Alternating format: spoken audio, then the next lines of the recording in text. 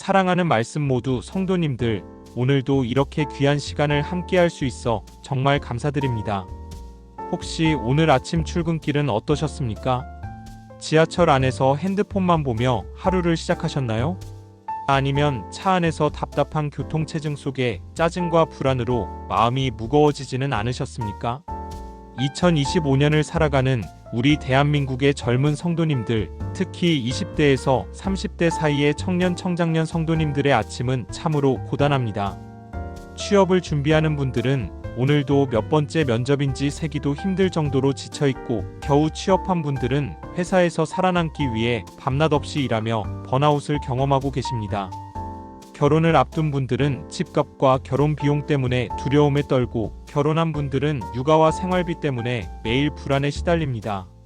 SNS를 열면 다른 사람들은 다 잘 사는 것처럼 보이고 나만 뒤처지는 것 같은 비교의식에 마음이 무너집니다. 교회에 나가야 하는데 주일 아침에도 몸이 너무 피곤해서 일어나기 힘들고, 기도해야 하는데 무슨 말을 해야 할지 막막합니다.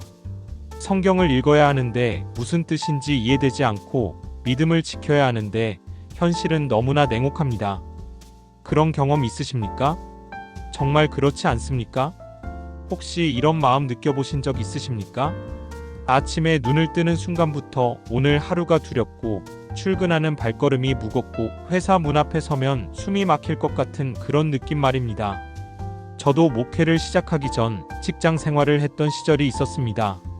매일 아침 7시에 일어나 8시 30분까지 회사에 도착해야 했고, 상사의 눈치를 보며 하루 종일 긴장 속에서 살았습니다.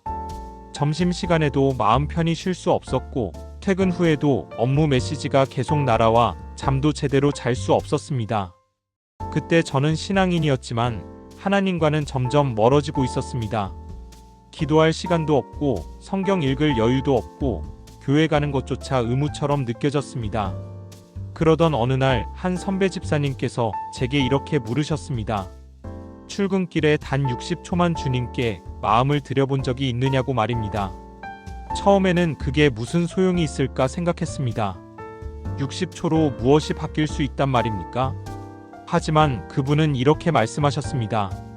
하루의 시작을 누구와 함께 하느냐가 그날의 전체를 결정한다고, 60초의 묵상이 8시간의 평안을 만든다고 말입니다. 저는 반신반의하며 다음 날부터 시도해 보았습니다. 출근길 지하철 안에서 차를 운전하며 혹은 회사 앞 카페에서 커피를 마시며 단 60초만 주님께 집중하는 시간을 가졌습니다. 놀랍게도 그 60초가 제 하루를 완전히 바꾸어 놓았습니다. 아침에 불안했던 마음이 평안으로 바뀌고, 짜증이 났던 상황에서도 온유함을 유지할 수 있었고, 두려웠던 일들이 담대함으로 바뀌었습니다. 그것은 기적이 아니었습니다. 그것은 주님과의 연결, 포도나무와 가지의 관계가 회복된 것이었습니다. 사랑하는 말씀 모두 성도님들, 오늘 이 시간 저는 성도님들께 5가지 귀한 말씀을 전하고자 합니다.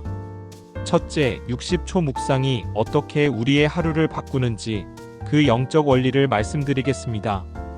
둘째, 포도나무이신 예수님께 붙어 있는 것이 무엇을 의미하는지 깊이 나누겠습니다. 셋째, 직장에서 평안을 경험하는 구체적이고 실제적인 방법들을 제시하겠습니다. 넷째, 하루 24시간을 주님과 동행하는 삶의 패턴을 어떻게 만들어갈 수 있는지 단계별로 안내하겠습니다. 다섯째, 이 모든 것을 가능하게 하는 성령님의 능력을 어떻게 체험할 수 있는지 나누겠습니다. 이 말씀을 통해 성도님들의 마음에 평안이 임하고 삶의 변화가 일어나고 영혼의 회복이 찾아오기를 간절히 기도합니다. 오늘 하루도 불안하고 두려웠던 성도님, 직장에서 지치고 힘들었던 성도님, 신앙생활이 형식적이 되어버린 성도님, 주님과의 친밀함을 잃어버린 성도님 모두에게 이 말씀이 생수와 같은 은혜가 되기를 소망합니다. 그렇다면 오늘 하나님께서 우리에게 주시는 말씀은 무엇일까요? 함께 은혜 가운데 나아가 보시겠습니까? 첫 번째로 60초 묵상이 하루를 바꾸는 영적 원리에 대해 말씀드리겠습니다. 많은 성도님들이 이렇게 생각하십니다. 바쁜 현대 사회에서 긴 시간 기도하고 묵상하는 것은 불가능하다고, 그래서 신앙생활이 점점 형식적이 되고 주님과 멀어진다고 말입니다. 정말 그렇지 않습니까? 새벽 기도회에 나가고 싶지만 전날 야근으로 너무 피곤해서 일어날 수 없고 저녁에 큐티하고 싶지만 퇴근하면 너무 지쳐서 소파에 쓰러지기 일쑤입니다. 주말에라도 시간을 내서 말씀을 묵상하려 하지만 밀린 집안일과 잠으로 시간이 다 가버립니다. 그래서 많은 청년 청장년 성도님들이 신앙의 열정을 잃어가고 교회를 떠나거나 혹은 교회에는 다니지만 생명력 없는 형식적 신앙인이 되어갑니다. 하지만 성경은 우리에게 놀라운 진리를 말씀하십니다. 요한복음 15장 5절 말씀입니다. 나는 포도나무요 너희는 가지라. 그가 내 안에 내가 그 안에 거하면 사람이 열매를 많이 맺나니 나를 떠나서는 너희가 아무것도 할 수 없음이라. 이렇게 말씀하십니다. 이것은 개역개정 성경의 번역입니다. 이 구절이 쓰인 배경을 잠시 살펴보겠습니다. 예수님께서는 십자가에 달리시기 전날 밤 제자들과 함께 최후의 만찬을 나누신 후 이 말씀을 하셨습니다. 당시 예루살렘 근처에는 포도밭이 많았고 제자들은 포도나무와 가지의 관계를 누구보다 잘 알고 있었습니다. 포도나무에서 떨어진 가지는 며칠 안에 말라 죽고 붙어있는 가지는 저절로 열매를 맺습니다. 예수님은 이 비유를 통해 우리와 주님의 관계가 어떠해야 하는지 명확히 보여주셨습니다. 여기서 중요한 단어는 거하면이라는 표현입니다. 원어로는 매노인데 이것은 계속해서 머물러 있다, 연결되어 있다, 친밀한 관계를 유지한다는 의미입니다. 일시적인 만남이 아니라 지속적인 연합을 의미하는 것입니다. 많은 성도님들이 오해하는 것이 있습니다. 주님과의 관계를 시간의 길이로만 측정하는 것입니다. 1시간 기도해야 깊은 관계이고 10분 기도는 얕은 관계라고 생각합니다. 하지만 성경이 말하는 거함은 시간의 길이가 아니라 연결의 지속성입니다. 60초라도 진심으로 주님께 마음을 연결하면 그 연결은 하루 종일 지속될 수 있습니다. 마치 USB를 컴퓨터에 꽂으면 전원이 계속 공급되는 것처럼 아침에 주님께 우리 마음을 연결하면 그 능력이 하루 종일 흘러들어옵니다. 이것이 60초 묵상의 영적 원리입니다. 허드슨 테일러라는 위대한 선교사가 있었습니다. 그는 중국 내지 선교회를 설립하고 평생 중국 선교에 헌신한 분입니다. 사람들은 그에게 물었습니다. 어떻게 그렇게 바쁜 일정 가운데서도 영적 능력을 잃지 않고 사역할 수 있느냐고 말입니다. 그는 이렇게 대답했습니다. 나는 하루에 여러 번 매 순간 주님께 마음을 돌립니다. 긴 기도를 드리지 못할 때도 있지만 주님 여기 계십니다라고 고백하는 짧은 순간들이 나를 주님과 연결시켜 줍니다. 허드슨 테일러는 60초도 안 되는 짧은 기도를 하루에 수십 번 했고 그것이 그를 포도나무이신 예수님께 계속 붙어있게 만들었습니다. 사랑하는 말씀 모두 성도님들, 이것을 2025년 대한민국의 우리 삶에 어떻게 적용할 수 있을까요? 구체적으로 말씀드리겠습니다. 출근길에 지하철을 타거나 버스를 타면 대부분의 사람들은 핸드폰을 꺼내 유튜브나 SNS를 봅니다. 하지만 성도님은 그 순간 단 60초만 눈을 감고 이렇게 기도하십시오. 주님, 오늘도 저와 함께 해주세요. 오늘 제가 만날 모든 사람들 가운데 주님의 사랑이 흘러가게 하시고 제가 하는 모든 일 가운데 주님의 지혜가 나타나게 하소서. 저는 포도나무이신 주님께 붙어있는 가지입니다. 주님 없이는 아무것도 할 수 없지만 주님과 함께라면 모든 것을 할 수 있습니다. 이렇게 60초만 기도하십시오. 그리고 회사에 도착해서 책상에 앉으면 컴퓨터를 켜기 전에 다시 60초만 묵상하십시오. 오늘 해야 할 일들을 주님께 아뢰고 주님의 능력으로 감당하게 해달라고 기도하십시오. 점심시간에 밥을 먹기 전 화장실에 가서 혹은 산책하며 다시 60초 주님을 생각하십시오. 퇴근길에 다시 60초, 집에 도착해서 현관문을 열기 전 다시 60초, 잠들기 전 침대에 누워 다시 60초 묵상하십시오. 이렇게 하루에 6번만 60초씩 주님께 집중하면 총 6분입니다. 6분이 많은 시간입니까? 아닙니다. 하지만 이 6분이 하루 24시간을 주님과 연결된 시간으로 만들어줍니다. 실제로 이것을 실천한 한 청년 성도가 있었습니다. 그는 대기업에 다니는 사원으로 매일 야근에 시달리고 상사의 압박에 스트레스를 받았습니다. 교회에는 다녔지만 신앙생활은 형식적이었고 기도는 주일 예배 때만 했습니다. 그러던 중 이 60초 묵상을 시작했습니다. 처음에는 어색했지만 일주일 정도 지나자 변화가 시작되었습니다. 아침에 일어나면 주님이 가장 먼저 생각났고 출근길이 기대되기 시작했습니다. 회사에서 힘든 일이 생겨도 주님을 생각하면 평안이 찾아왔고 상사에게 혼날 때도 화가 나지 않고 온유함을 유지할 수 있었습니다. 3개월 후 그의 삶은 완전히 달라졌습니다. 같은 회사, 같은 업무, 같은 상사였지만 그의 마음은 평안했고 얼굴에는 기쁨이 넘쳤습니다. 동료들이 물었습니다. 무슨 좋은 일 있느냐고, 승진했느냐고, 연애하느냐고 말입니다. 그는 웃으며 대답했습니다.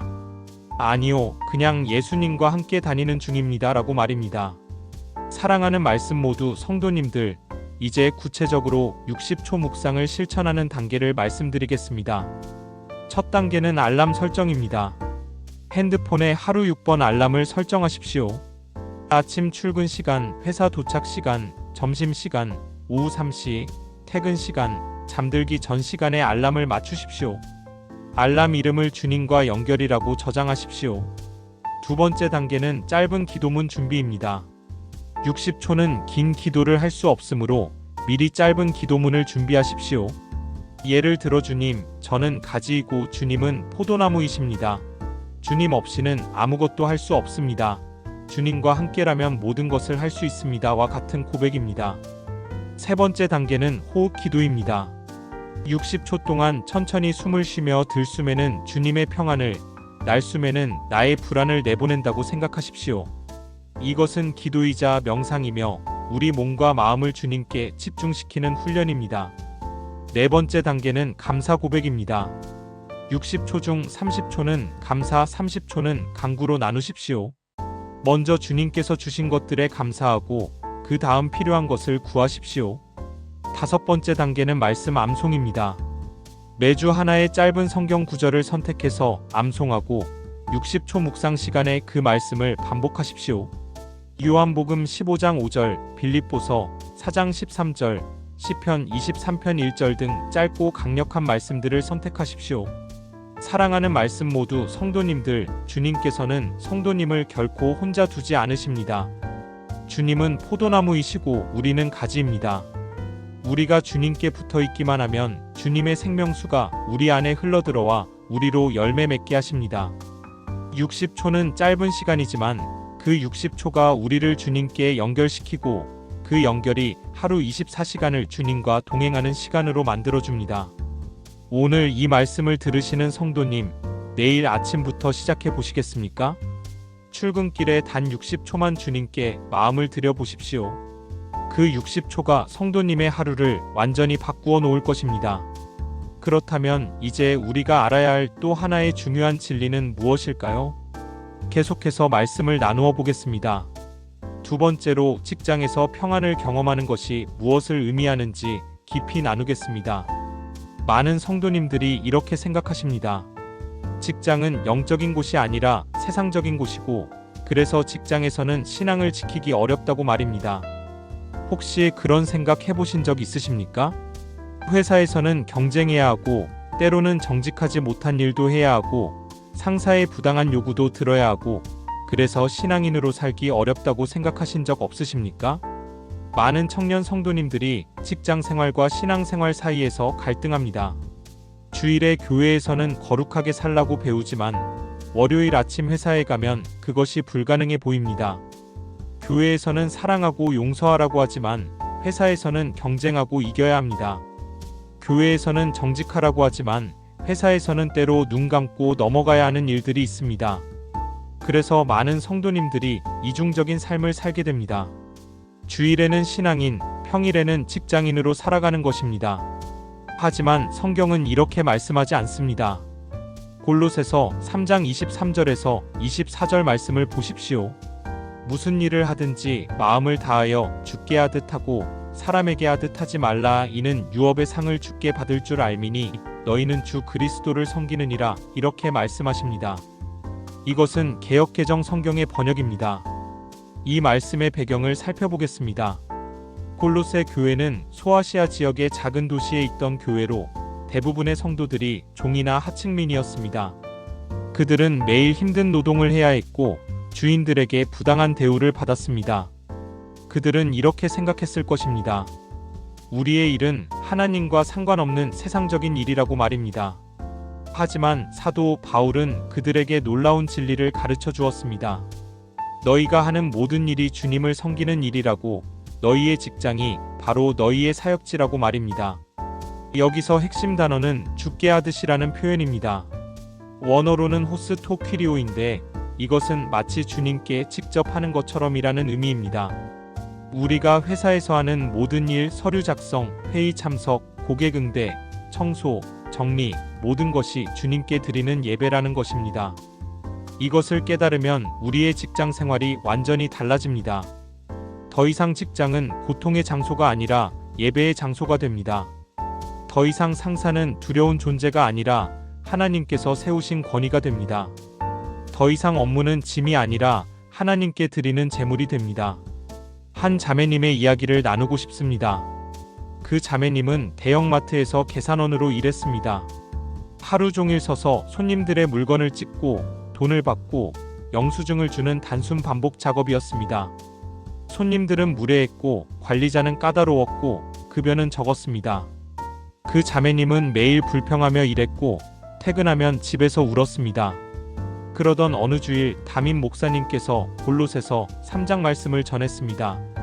무슨 일을 하든지 죽게 하듯 하라는 말씀이었습니다. 그 자매님은 충격을 받았습니다.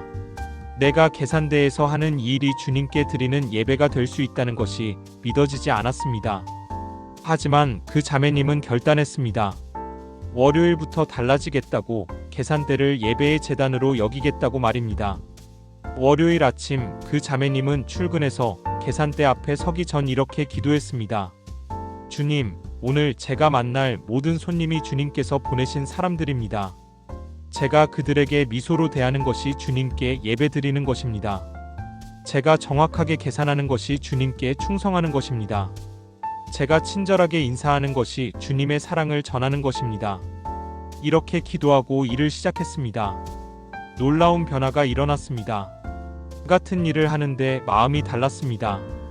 무례한 손님이 와도 화가 나지 않고 까다로운 관리자를 봐도 짜증이 나지 않았습니다. 오히려 기쁨이 넘쳤습니다. 주님께 예배드리고 있다는 생각이 그 자매님의 마음을 평안으로 채웠습니다. 3개월 후 그 마트의 지점장이 그 자매님을 불렀습니다. 고객 만족도 평가에서 그 자매님이 1등을 했다는 것이었습니다. 손님들이 그 자매님의 계산대에 줄을 서고 그 자매님에게 계산받기를 원한다는 것이었습니다. 지점장은 물었습니다. 무슨 비결이 있느냐고 말입니다. 그 자매님은 웃으며 대답했습니다. 저는 손님들에게 계산하는 것이 아니라 하나님께 예배드리고 있습니다. 라고 말입니다. 사랑하는 말씀 모두 성도님들, 이것을 2025년 대한민국의 우리 삶에 어떻게 적용할 수 있을까요? 구체적인 방법을 말씀드리겠습니다. 출근해서 책상에 앉으면 컴퓨터 화면에 작은 메모를 붙이십시오. 골로새서 3장 23절 죽게 하듯이라고 적어 놓으십시오. 그리고 일을 시작하기 전에 그 메모를 보며 이렇게 고백하십시오. 오늘 제가 하는 모든 일은 주님께 드리는 예배입니다. 이메일 한 통 보내는 것도, 보고서 한 장 작성하는 것도, 회의에 참석하는 것도 모두 주님께 드리는 제물입니다. 회의 중에 동료가 부당한 말을 해도 주님께서 보고 계신다고 생각하며 온유하게 대응하십시오. 상사가 이해할 수 없는 지시를 내려도 주님께서 세우신 권위라 생각하며 순종하십시오. 단, 죄를 지으라는 명령이 아닌 한 말입니다. 고객이 무례하게 대해도 그 사람을 주님께서 사랑하시는 영혼이라 생각하며 친절하게 대하십시오. 야근을 해야 할 때도 이것이 주님을 위한 헌신이라 생각하며 기쁨으로 감당하십시오. 이렇게 하면 직장이 고통의 장소에서 예배의 장소로 바뀝니다.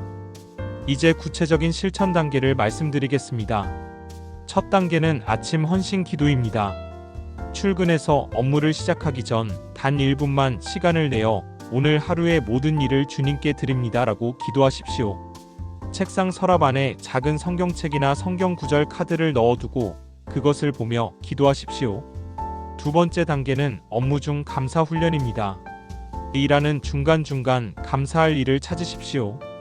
컴퓨터가 잘 작동하는 것, 동료가 도와주는 것, 점심이 맛있는 것, 에어컨이 시원한 것, 모든 것에 감사하십시오. 감사는 우리의 시선을 불평에서 감사로, 불만에서 만족으로 바꾸어 줍니다. 세 번째 단계는 주님께 실시간 보고입니다. 중요한 회의가 있을 때 회의실에 들어가기 전 주님, 이 회의를 주장하소서라고 기도하십시오. 어려운 결정을 내려야 할 때 주님, 지혜를 주소서라고 기도하십시오. 고객과 통화할 때 주님, 제 입술을 주장하소서라고 기도하십시오. 네 번째 단계는 동료를 위한 중보 기도입니다. 점심시간이나 쉬는 시간에 동료들을 위해 기도하십시오. 그들의 이름을 부르며 그들에게 주님의 은혜가 임하기를 기도하십시오. 기도하면 우리 마음에서 미움과 시기가 사라지고 사랑이 자라납니다. 다섯 번째 단계는 퇴근 후 복기 묵상입니다. 하루 일을 마치고 퇴근할 때 오늘 하루를 되돌아보며 주님께 감사하고 회개하는 시간을 가지십시오. 잘한 일은 감사하고 잘못한 일은 회개하고 내일은 더 잘하겠다고 다짐하십시오. 사랑하는 말씀 모두 성도님들, 빌립보서 4장 6절과 7절 말씀을 보십시오. 아무것도 염려하지 말고 다만 모든 일에 기도와 간구로 너희 구할 것을 감사함으로 하나님께 아뢰라. 그리하면 모든 지각에 뛰어난 하나님의 평강이 그리스도 예수 안에서 너희 마음과 생각을 지키시리라, 이렇게 말씀하십니다. 이것은 개역개정 성경의 번역입니다.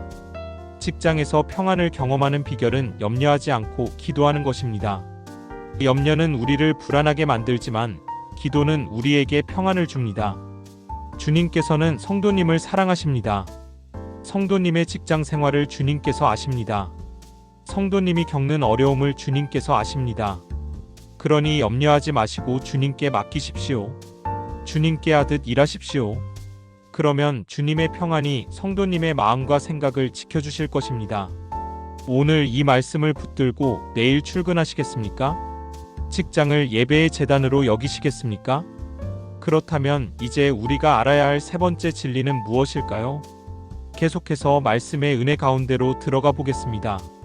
세 번째로 하루 24시간을 주님과 동행하는 삶의 패턴을 어떻게 만들 수 있는지 말씀드리겠습니다. 많은 성도님들이 이렇게 고백합니다. 주일에는 은혜 받는데 월요일이 되면 다 식어버린다고, 새벽 기도회에서는 뜨거운데 회사에 가면 차가워진다고 말입니다. 그런 경험 있으십니까? 정말 그렇지 않습니까?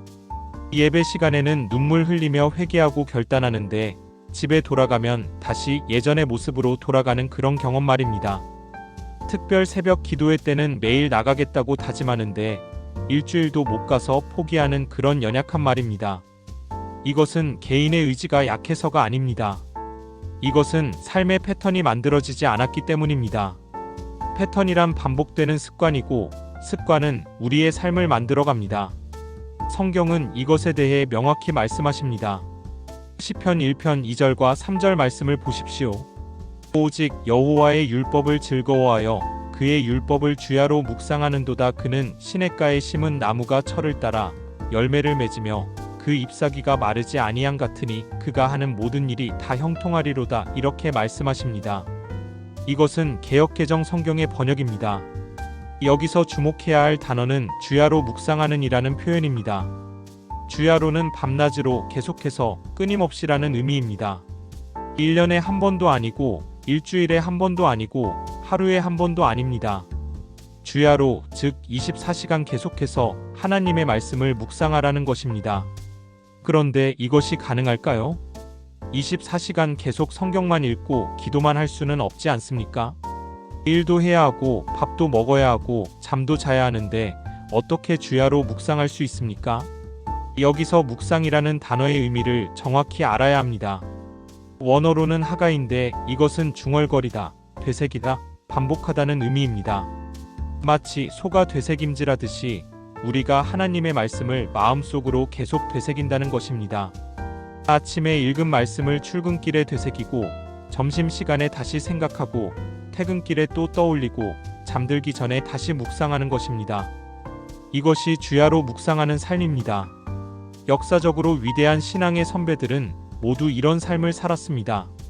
찰스 스펄전 목사님은 매일 아침 일어나면 시편 한 편을 읽고 그 말씀을 하루 종일 묵상했습니다. 설교를 준비할 때도, 사람들을 만날 때도, 길을 걸을 때도 그 말씀을 되새겼습니다. 그래서 그의 설교는 생명력이 넘쳤고 그의 삶은 능력이 있었습니다. 조지 뮬러는 기도의 사람으로 유명합니다. 그는 평생 5만 번 이상의 기도 응답을 받았고 기도만으로 고아원을 운영했습니다. 사람들은 그에게 물었습니다. 어떻게 그렇게 많은 기도 응답을 받느냐고 말입니다. 그는 이렇게 대답했습니다. 나는 하루를 기도로 시작하고 기도로 채우고 기도로 마칩니다. 아침에 일어나면 기도하고 일하면서 기도하고 식사하며 기도하고 잠들기 전에 기도합니다. 기도가 내 삶의 패턴이 되었습니다. 사랑하는 말씀 모두 성도님들, 이것을 2025년 대한민국의 우리 삶에 어떻게 적용할 수 있을까요? 현실적이고 구체적인 방법을 말씀드리겠습니다. 한 청년 집사님의 간증을 나누겠습니다. 그 집사님은 IT 회사에서 개발자로 일했습니다. 매일 밤 12시까지 일하고 주말에도 출근하는 살인적인 스케줄이었습니다. 신앙생활은 주일 예배가 전부였고 성경 읽기와 기도는 거의 하지 못했습니다. 그러던 중 건강이 악화되어 병원에 입원하게 되었습니다. 과로와 스트레스로 인한 위궤양이었습니다. 병원 침대에 누워 있으면서 그 집사님은 깨달았습니다. 내가 이렇게 살다가는 죽겠구나, 삶의 방식을 바꿔야겠구나 하고 말입니다. 퇴원 후 그 집사님은 삶의 패턴을 완전히 바꾸기로 결단했습니다. 첫째, 아침 루틴을 만들었습니다. 매일 아침 6시에 일어나 30분 동안 성경을 읽고 기도하기로 했습니다. 처음에는 너무 힘들었지만 3주가 지나자 습관이 되었습니다. 둘째, 출퇴근 시간을 활용했습니다. 지하철에서 핸드폰으로 게임하는 대신 성경 앱으로 오디오 성경을 들었습니다.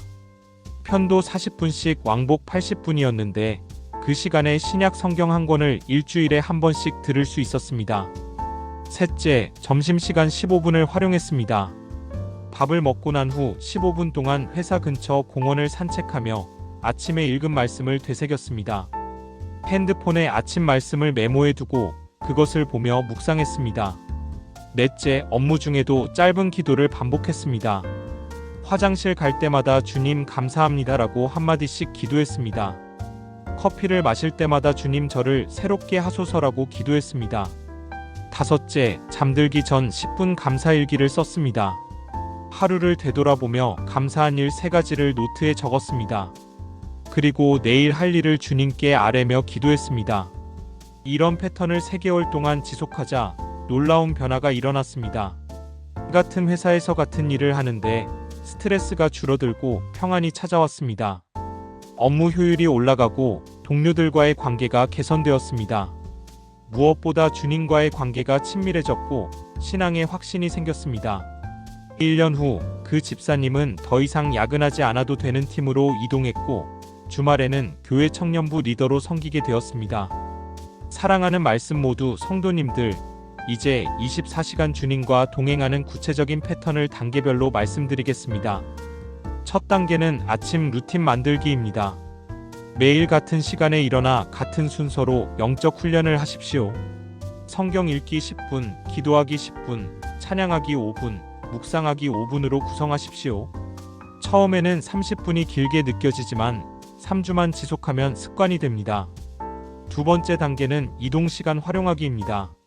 출퇴근 시간에 오디오 성경이나 설교 말씀을 들으십시오. 차를 운전하면서도 지하철을 타면서도 걸으면서도 귀로 말씀을 들을 수 있습니다. 하루 왕복 1시간이면 1년에 365시간, 이것은 엄청난 시간입니다. 세 번째 단계는 점심시간 묵상하기입니다. 식사 후 15분만 시간을 내어 조용히 앉아 아침에 읽은 말씀을 되새기십시오. 공원 벤치에서도 회사 휴게실에서도 차 안에서도 가능합니다. 핸드폰 알람을 맞춰두면 잊지 않고 실천할 수 있습니다. 네 번째 단계는 수시로 짧은 기도 드리기입니다. 화장실 갈 때, 커피 마실 때, 계단 오를 때, 신호등 기다릴 때마다 한 문장 기도를 하십시오. 주님 감사합니다. 주님 도와주세요. 주님 사랑합니다. 같은 짧은 기도면 충분합니다. 5번째 단계는 저녁 감사 노트 작성하기입니다. 잠들기 전 10분, 오늘 하루를 되돌아보며 감사한 일을 적으십시오. 최소 3가지 이상 적고 그것을 주님께 감사하는 기도로 마무리하십시오. 감사는 우리의 시선을 부정에서 긍정으로 바꾸어 줍니다. 6번째 단계는 주간 점검하기입니다. 일주일에 한 번, 주일 저녁이나 토요일 오전에 지난 일주일을 되돌아보십시오. 영적으로 성장한 부분과 부족한 부분을 체크하고 다음 주 목표를 세우십시오. 7번째 단계는 월간 집중 기도하기입니다. 한 달에 한 번, 최소 1시간 이상 깊은 기도 시간을 가지십시오. 집에서도, 교회 기도실에서도, 산에서도 좋습니다. 일상의 짧은 기도들도 중요하지만 깊이 있는 긴 기도도 필요합니다. 사랑하는 말씀 모두 성도님들, 시편 1편 3절 말씀을 다시 보십시오. 그는 시냇가에 심은 나무가 철을 따라 열매를 맺으며 그 잎사귀가 마르지 아니함 같으니 그가 하는 모든 일이 다 형통하리로다. 이렇게 말씀하십니다. 주야로 말씀을 묵상하는 사람은 시냇가에 심은 나무와 같습니다. 시냇가 나무는 물이 끊이지 않아 항상 푸르고 계절마다 열매를 맺습니다. 마찬가지로 24시간 주님과 동행하는 성도는 영적으로 마르지 않고 삶의 모든 영역에서 열매를 맺습니다. 주님께서는 성도님을 시냇가의 나무처럼 만들기 원하십니다. 항상 푸르고 열매 맺고 형통한 삶을 살게 하기 원하십니다. 그러기 위해서는 삶의 패턴을 바꾸어야 합니다. 오늘 이 말씀을 들으신 성도님, 내일부터 아침 루틴을 시작해 보시겠습니까? 출퇴근 시간에 오디오 성경을 들어보시겠습니까? 점심시간에 15분 묵상을 해보시겠습니까? 주님께서 성도님과 함께 하실 것입니다. 그렇다면 이제 우리가 알아야 할 4번째 진리는 무엇일까요? 계속해서 은혜의 말씀 가운데로 나아가 보겠습니다. 4번째로 예수님과의 친밀한 동행이 왜 필요하고 어떻게 가능한지 깊이 나누겠습니다. 많은 성도님들이 신앙생활을 의무로 생각합니다. 해야 하는 것, 지켜야 하는 것, 하지 말아야 하는 것들의 목록으로 신앙을 이해합니다. 혹시 그런 생각 해보신 적 있으십니까? 주일에 교회 가야 해, 11조 드려야 해, 기도해야 해, 성경 읽어야 해, 봉사해야 해, 전도해야 해, 이런 식으로 신앙을 의무의 목록으로 생각하신 적 없으십니까? 이렇게 의무로 신앙생활을 하면 점점 지치고 힘들어집니다. 처음에는 열정으로 시작하지만 시간이 지나면 부담이 되고 결국 포기하게 됩니다. 많은 청년들이 신앙을 떠나는 이유가 바로 이것입니다. 신앙을 의무로 생각하기 때문입니다. 하지만 성경이 말하는 신앙은 의무가 아니라 관계입니다. 예수님과의 친밀한 관계, 사랑의 관계, 동행의 관계입니다. 요한복음 15장 15절 말씀을 보십시오. 이제부터는 너희를 종이라 하지 아니하리니 종은 주인이 하는 것을 알지 못함이라 너희를 친구라 하였노니 내가 내 아버지께 들은 것을 다 너희에게 알게 하였음이라. 이렇게 말씀하십니다. 이것은 개역개정 성경의 번역입니다. 예수님께서는 우리를 종이 아니라 친구라고 부르십니다. 종과 친구의 차이가 무엇입니까? 종은 주인의 명령을 따르지만 친구는 서로 마음을 나눕니다. 종은 의무로 일하지만 친구는 사랑으로 함께합니다. 종은 두려움으로 섬기지만 친구는 기쁨으로 동행합니다. 예수님은 우리와 친구가 되기를 원하십니다. 우리의 기쁨과 슬픔을 함께 나누기를 원하십니다. 우리의 고민과 걱정을 들어주기를 원하십니다. 우리와 24시간 함께 걷기를 원하십니다. 역사상 위대한 신앙인들은 모두 예수님과의 친밀한 관계를 경험한 사람들이었습니다. 사도 바울은 이렇게 고백했습니다. 내게 사는 것이 그리스도니 죽는 것도 유익함이라. 빌립보서 1장 21절의 말씀입니다. 바울에게 그리스도는 의무가 아니라 삶 그 자체였습니다. 프랭크 로바흐라는 독일의 경건주의 신학자가 있었습니다. 그는 매일 아침 일어나면 이렇게 기도했다고 합니다. 주 예수님, 오늘도 저와 함께 걸어주시겠습니까? 저 혼자서는 한 발짝도 갈 수 없습니다. 주님께서 제 손을 잡아주셔야 합니다. 그는 예수님을 명령하는 주인이 아니라 함께 걷는 친구로 경험했습니다. 토마스 켈리는 그의 책에서 이렇게 표현했습니다. 우리 안에는 끊임없이 예수님과 대화하는 내면의 방이 있다고. 그 방에서 우리는 주님과 친밀하게 교제하고 주님의 음성을 듣고 주님의 사랑을 경험한다고 말입니다. 사랑하는 말씀 모두 성도님들, 이것을 2025년 대한민국의 우리 삶에 어떻게 적용할 수 있을까요? 구체적인 방법을 말씀드리겠습니다. 한 청년 자매님의 이야기를 나누겠습니다. 그 자매님은 간호사로 일했습니다. 상교대 근무에 환자들의 고통을 보며 매일 지쳤고 밤 근무 후에는 예배도 드리지 못했습니다. 신앙생활은 점점 형식적이 되었고 기도도 의무로 느껴졌습니다. 그러던 어느 날 한말기 암 환자를 돌보게 되었습니다. 그 환자는 70대 할머니셨는데 놀랍게도 항상 평안하고 기쁨이 가득한 얼굴이었습니다. 자매님이 물었습니다. 어떻게 이런 상황에서도 그렇게 평안하실 수 있느냐고 말입니다. 할머니는 이렇게 대답했습니다. 예수님께서 항상 저와 함께 계시기 때문입니다. 제가 잠들 때도 깨어날 때도 아플 때도 두려울 때도 예수님께서 제 손을 꼭 잡고 계십니다. 저는 혼자가 아닙니다. 그 말을 듣고 자매님은 깨달았습니다. 내가 잃어버린 것이 바로 이것이구나. 예수님과의 친밀한 동행이구나 하고 말입니다. 그날부터 자매님은 달라졌습니다. 출근할 때 이렇게 기도했습니다. 예수님, 오늘도 저와 함께 병원에 가주세요. 환자를 돌볼 때 저를 통해 예수님의 사랑이 흘러가게 해주세요. 힘들 때 제 손을 잡아주세요. 그리고 일하는 중에도 계속 예수님께 말을 걸었습니다. 주님, 이 환자가 너무 힘들어 보여요. 주님, 제가 지금 피곤해요. 주님, 감사해요. 주님, 도와주세요. 마치 옆에 계신 분과 대화하듯이 계속 예수님께 말을 걸었습니다. 놀라운 변화가 일어났습니다. 같은 일을 하는데 마음이 달랐습니다. 예수님과 함께라는 생각이 모든 것을 바꾸었습니다. 힘든 일도 감당할 수 있었고 어려운 환자도 사랑으로 돌볼 수 있었습니다. 밤 근무도 더 이상 두렵지 않았습니다. 어두운 복도를 걸을 때도 혼자 당직실에 있을 때도 예수님께서 함께 하신다는 확신이 있었습니다. 6개월 후 그 자매님은 병원에서 모범 간호사상을 받았습니다. 환자들이 그 자매님을 천사 간호사라고 불렀기 때문입니다. 시상식에서 소감을 말해달라는 요청을 받았을 때 자매님은 이렇게 말했습니다. 제가 한 것이 아니라 예수님께서 저를 통해 하신 것입니다. 저는 예수님과 함께 일했을 뿐입니다. 사랑하는 말씀 모두 성도님들, 이제 예수님과 친밀하게 동행하는 구체적인 방법을 단계별로 말씀드리겠습니다. 첫 단계는 대화하는 기도입니다. 기도를 의무적인 의식이 아니라 예수님과의 대화로 생각하십시오. 격식을 갖춘 기도도 좋지만 일상 속에서 계속 대화하듯 기도하십시오. 예수님, 오늘 날씨 좋네요. 예수님, 저 지금 배고파요. 예수님, 이 문제 어떻게 해야 할까요? 이런 식으로 편하게 말을 거십시오. 두 번째 단계는 동행의식입니다. 항상 예수님께서 옆에 계시다는 것을 의식하십시오. 걸을 때 예수님께서 함께 걸으신다고 생각하고 앉을 때 예수님께서 옆에 앉으신다고 생각하십시오. 혼자 있을 때도 결코 혼자가 아니라는 것을 기억하십시오. 세 번째 단계는 순간 감사입니다.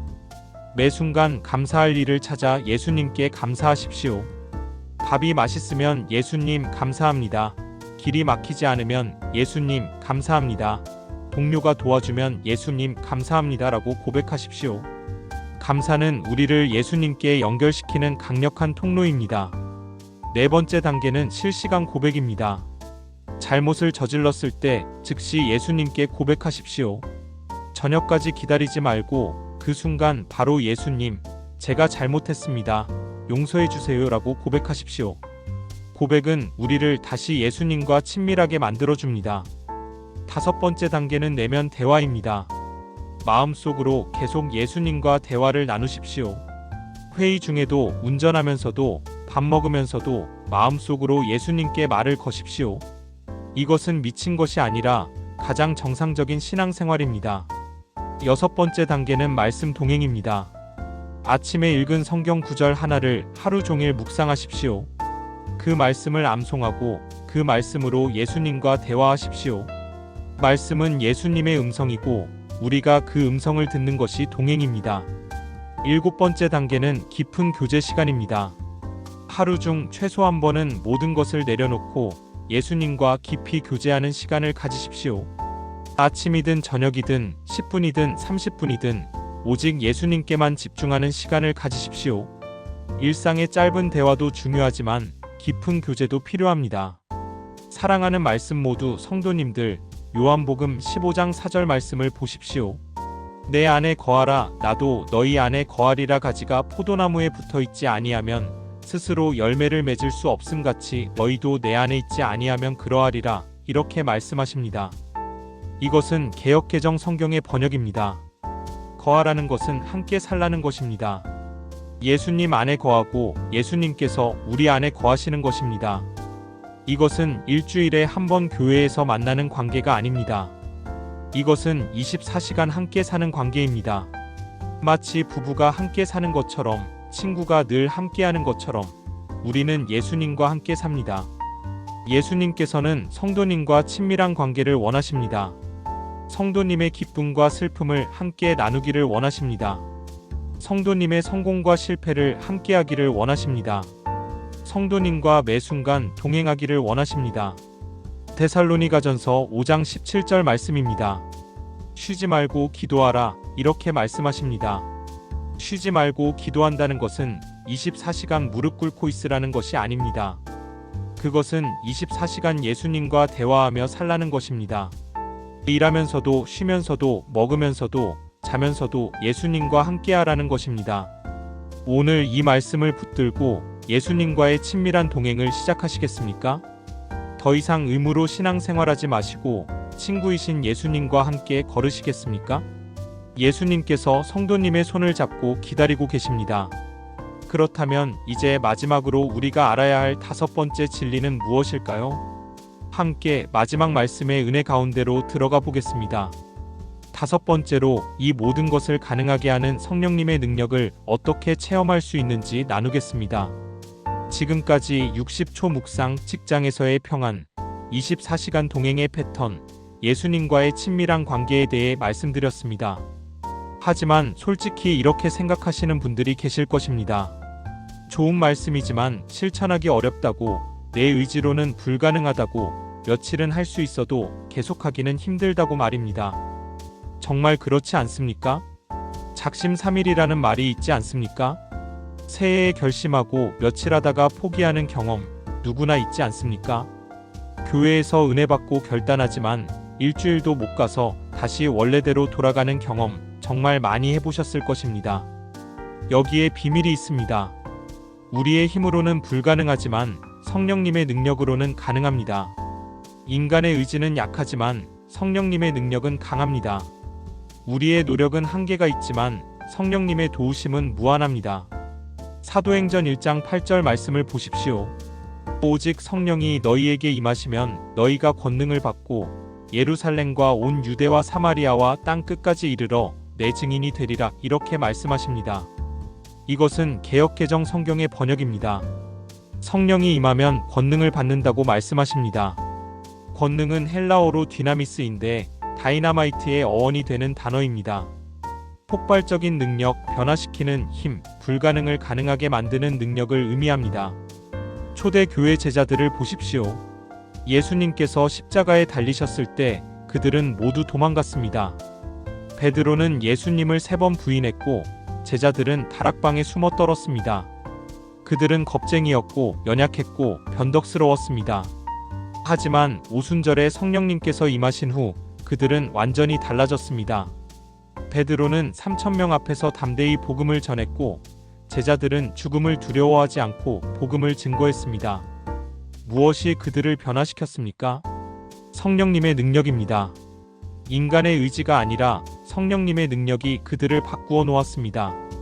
사도 바울도 마찬가지였습니다. 그는 본래 그리스도인들을 핍박하는 자였습니다. 교회를 파괴하고 성도들을 감옥에 가두고 죽이는 일에 앞장섰습니다. 하지만 다메섹 도상에서 부활하신 예수님을 만나고 성령을 받은 후 그는 완전히 새로운 사람이 되었습니다. 핍박자에서 전도자로, 파괴자에서 건설자로, 살인자에서 생명 전도자로 변화되었습니다. 그는 고린도후서 12장 9절에서 이렇게 고백합니다. 그러므로 도리어 크게 기뻐함으로 내 여러 약한 것들에 대하여 자랑하리니 이는 그리스도의 능력이 내게 머물게 하려 함이라. 이렇게 말씀합니다. 바울은 자기 힘을 자랑하지 않고 약함을 자랑했습니다. 왜냐하면 약할 때 그리스도의 능력이 완전하게 나타나기 때문입니다. 사랑하는 말씀 모두 성도님들, 현대 교회사에도 성령님의 능력을 체험한 분들이 많이 있습니다. D.L. 무디라는 미국의 부흥 전도자가 있었습니다.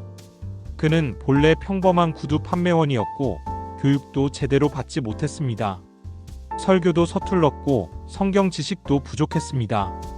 하지만 1871년 어느 날 그는 뉴욕 거리를 걷다가 성령님의 강력한 임재를 경험했습니다. 그는 후에 이렇게 간증했습니다. 그날 하나님의 사랑이 내 마음에 쏟아져 들어왔고 나는 하나님께 멈춰달라고 간구해야 할 정도였습니다. 그 경험 이후 무디의 설교는 완전히 달라졌습니다. 같은 메시지를 전했지만 능력이 달랐습니다. 수많은 사람들이 그의 설교를 듣고 회개하고 변화되었습니다. 평생 100만 명 이상에게 복음을 전했고 수십만 명이 그를 통해 구원받았습니다. 무엇이 그를 바꾸었습니까? 성령님의 능력입니다. 윌리엄 시모어라는 흑인 목사님도 있었습니다. 그는 1906년 로스앤젤레스 아주사 거리의 작은 건물에서 기도회를 시작했습니다. 그곳에서 성령님의 강력한 역사가 일어났습니다. 사람들이 몰려들었고 병이 치유되었고 삶이 변화되었습니다. 그 부흥은 전 세계로 퍼져나갔고 오늘날 오순절 운동과 은사 운동의 시작이 되었습니다. 윌리엄 시모어는 교육도 부족했고 외모도 출중하지 않았고 인종차별까지 받았습니다. 하지만 성령님의 능력이 그를 통해 역사하셨습니다. 사랑하는 말씀 모두 성도님들, 이것을 2025년 대한민국의 우리 삶에 어떻게 적용할 수 있을까요? 구체적으로 말씀드리겠습니다. 한 청년이 있었습니다. 그는 알코올 중독으로 고통받고 있었습니다. 직장에서 스트레스를 받으면 술을 마셨고 외로우면 술을 마셨고 술 없이는 하루도 견딜 수 없었습니다. 교회도 나갔지만 변화가 없었고 상담도 받았지만 소용없었고 자신의 의지로 끊으려 해도 실패만 반복했습니다. 그러던 어느 날 교회 금요철야 기도회에 참석했습니다. 별 기대 없이 갔지만 그날 밤 놀라운 일이 일어났습니다. 기도하는 중에 성령님께서 강하게 임재하셨습니다. 그는 바닥에 엎드려 통곡하며 회개했고 술에 대한 갈망이 완전히 사라지는 것을 경험했습니다. 그날 이후 그는 한 방울의 술도 마시지 않았습니다.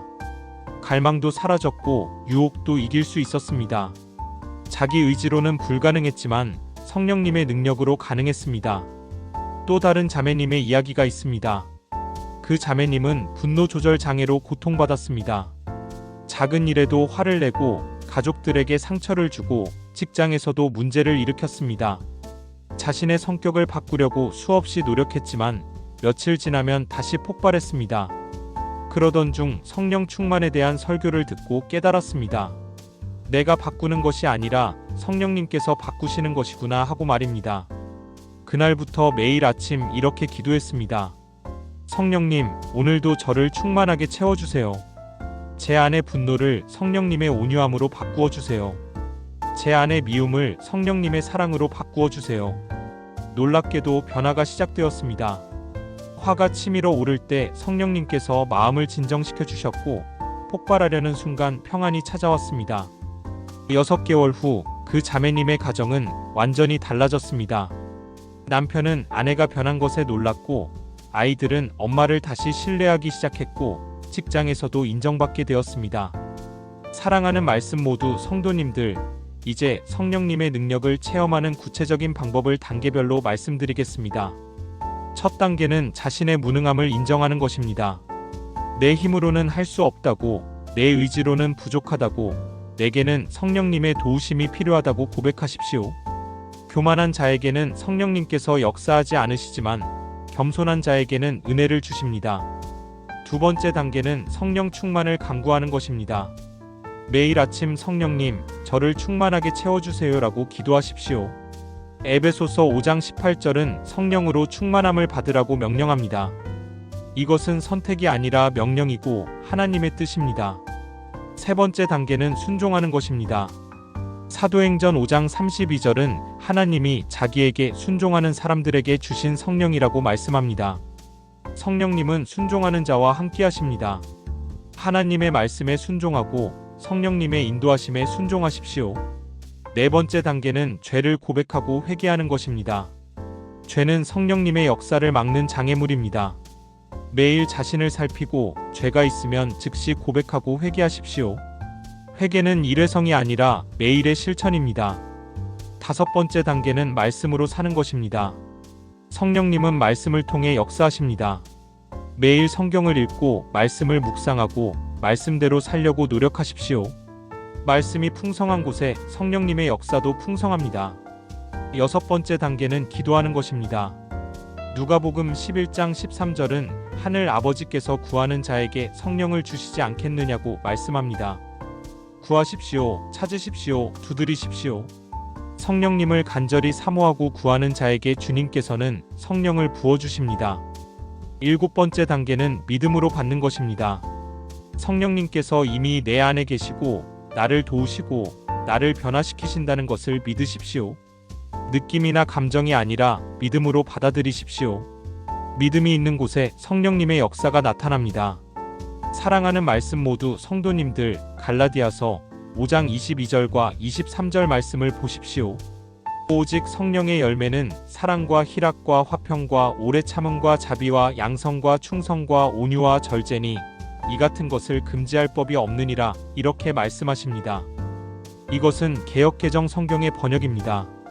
성령님께서 충만하시면 우리 안에 열매가 맺힙니다. 사랑, 기쁨, 평안, 인내, 친절, 선함, 신실, 온유, 절제의 열매가 맺힙니다. 이것은 우리가 노력해서 만드는 것이 아니라 성령님께서 우리 안에 맺어주시는 것입니다. 포도나무에 붙어있는 가지가 저절로 열매를 맺듯이 성령님께 붙어있는 우리도 저절로 열매를 맺습니다. 주님께서는 성도님을 사랑하십니다. 주님께서는 성도님을 변화시키기 원하십니다. 주님께서는 성도님에게 성령의 능력을 주기 원하십니다. 오늘 이 말씀을 붙들고 성령 충만을 구하시겠습니까? 내 힘으로는 안 되지만 성령님의 능력으로는 된다는 것을 믿으시겠습니까? 성령님께서 성도님을 기다리고 계십니다. 성령님께서 성도님을 변화시키기 원하십니다. 성령님께 간구하십시오. 성령님께 자신을 드리십시오. 성령님께서 성도님을 통해 놀라운 일을 행하실 것입니다. 사랑하는 말씀 모두 성도님들, 이제 오늘 나눈 모든 말씀을 정리하며 마무리하고자 합니다.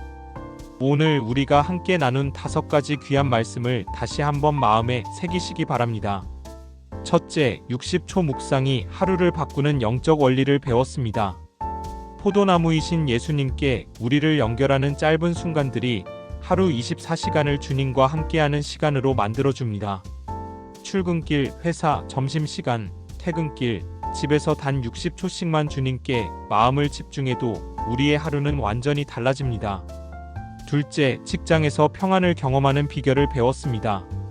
우리가 하는 모든 일을 주께 하듯 하면 직장이 고통의 장소가 아니라 예배의 장소가 됩니다.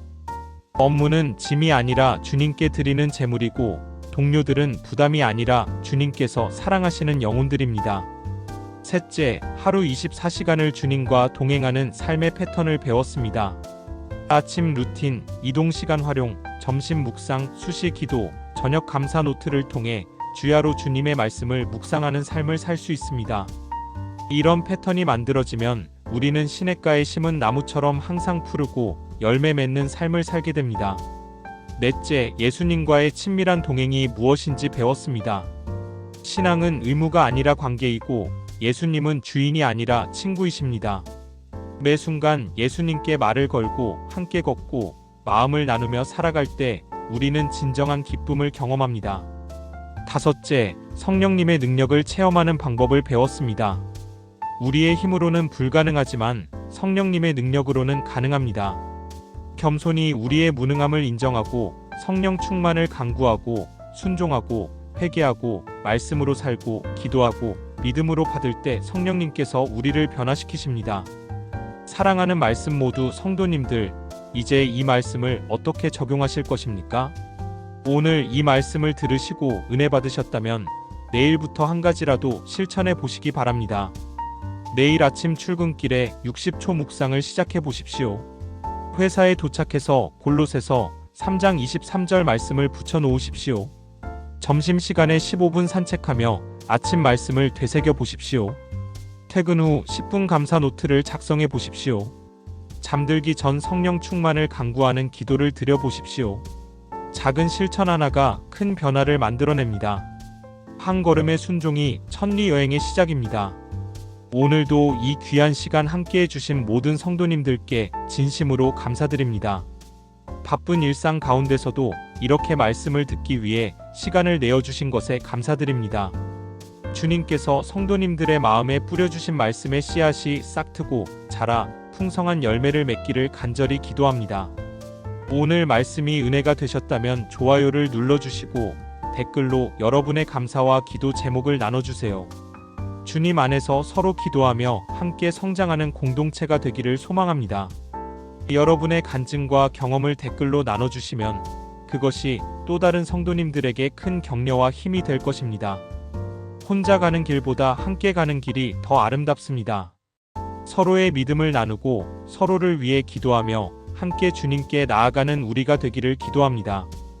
또한 이 말씀이 필요한 분들이 주변에 계시다면 이 영상을 공유해 주시기 바랍니다. 취업 준비로 지친 친구에게, 직장 생활로 힘들어하는 동료에게, 신앙생활이 형식적이 되어버린 가족에게 이 말씀을 전해주시기 바랍니다. 한 사람의 삶이 변화되고 한 가정이 회복되고 한 영혼이 주님께 돌아오는 것이 바로 우리가 함께 기도하는 부흥입니다. 사랑하는 말씀 모두 성도님들, 2025년을 살아가는 우리는 많은 도전과 어려움을 마주하고 있습니다. 경제적 불안, 관계의 어려움, 미래에 대한 두려움, 신앙의 회의감, 이 모든 것이 우리를 짓누르고 있습니다. 하지만 오늘 말씀을 통해 우리는 확신을 얻었습니다. 우리는 혼자가 아닙니다. 포도나무이신 예수님께서 우리와 함께 하십니다. 우리가 주님께 붙어 있기만 하면 주님의 생명수가 우리 안에 흘러들어와 우리를 살리십니다.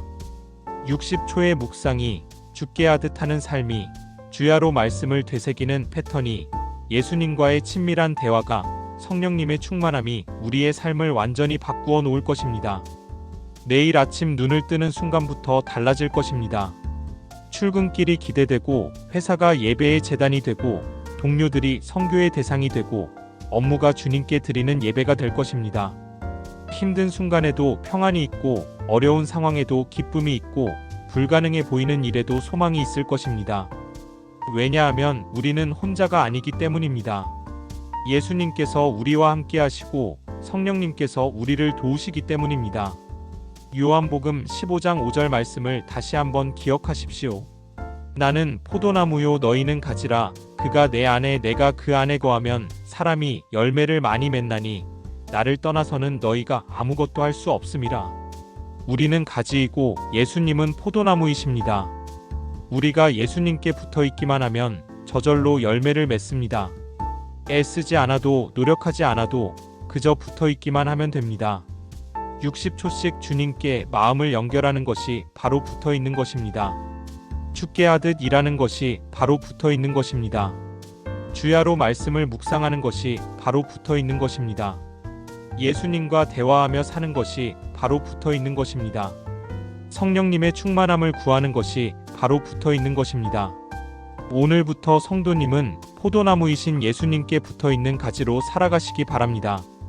그러면 성도님의 삶에 풍성한 열매가 맺힐 것입니다.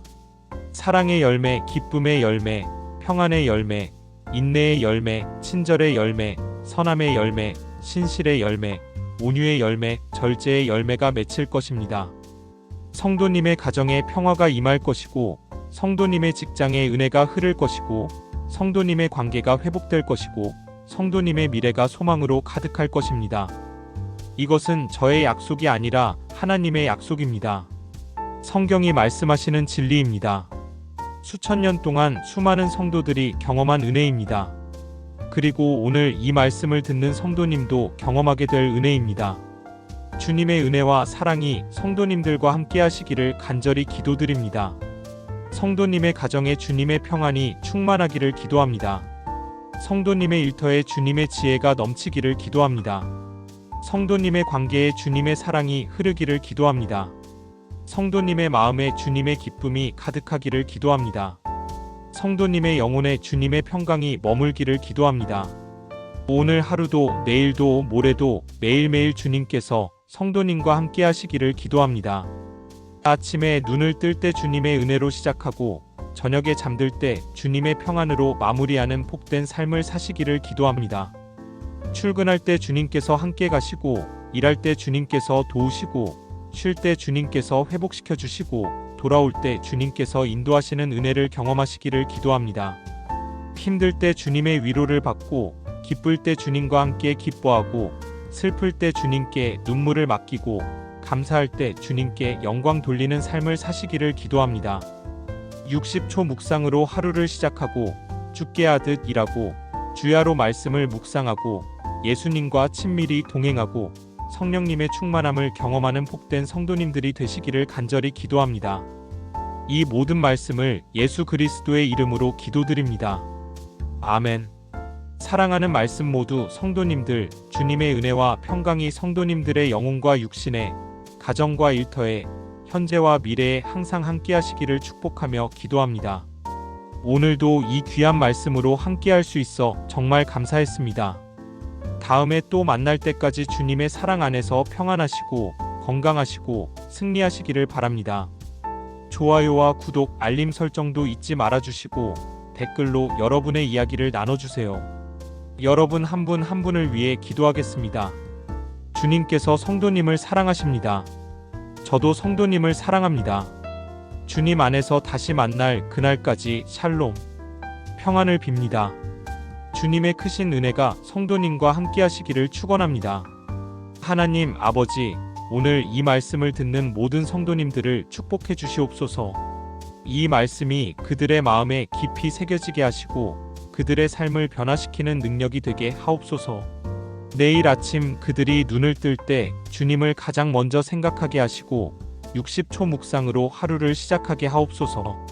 출근길에 주님과 함께 걷고 직장에서 주님을 섬기고 모든 일을 주께 하듯 하는 은혜를 주옵소서. 주야로 주님의 말씀을 묵상하며 예수님과 친밀히 동행하고 성령님의 충만함을 경험하게 하옵소서. 그들의 가정에 평화를 주시고 직장에 은혜를 주시고 관계에 회복을 주시고 미래에 소망을 주옵소서. 포도나무이신 예수님께 붙어있어 풍성한 열매를 맺는 가지들이 되게 하옵소서. 이 모든 말씀을 우리 주 예수 그리스도의 이름으로 기도드립니다. 아멘. 사랑하는 말씀 모두 성도님들 진심으로 감사드립니다. 오늘 하루도 주님의 은혜가 성도님과 함께 하시기를 축복합니다. 샬롬.